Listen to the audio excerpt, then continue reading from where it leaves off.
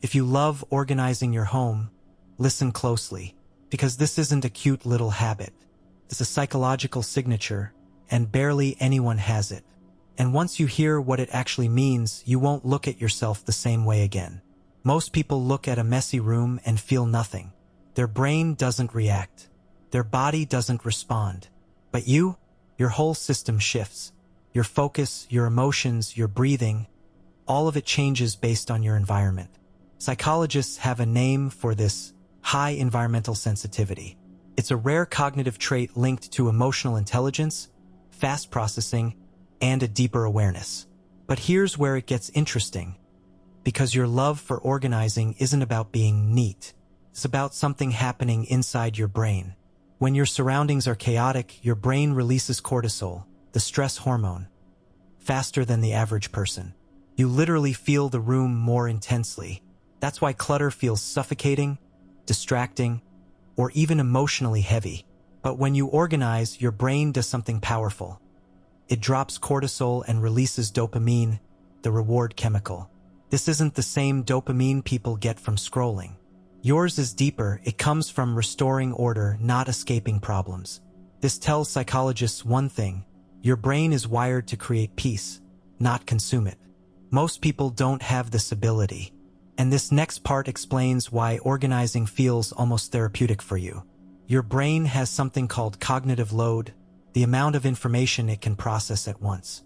Most people ignore visual noise. You absorb it all. Messy clothes, misaligned books, objects out of place. Organizing isn't cleaning. It's reducing mental clutter, lowering cortisol, boosting dopamine, and restoring clarity.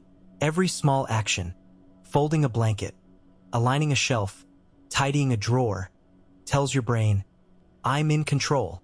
I'm okay. You notice details others miss. You feel chaos more deeply. You regulate your mind through your environment. A superpower most people don't have. If this feels familiar, it's not random. Your brain is built differently, and that makes you rare.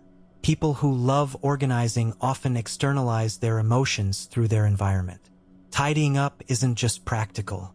It's emotional regulation. It's a mini reset. It's a way to feel grounded when life feels chaotic.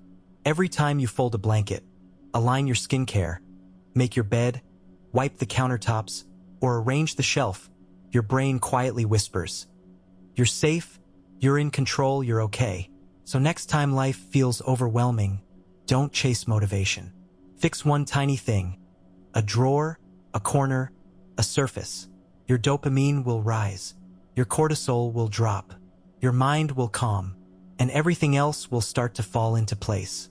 People think organizing is cleaning, but for someone like you, it's psychology. It's emotional regulation. It's self-understanding. It's a superpower. If this made sense to you, comment below.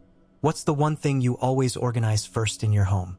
And if you want more psychology explained in a way that actually hits, hit subscribe so you never miss one.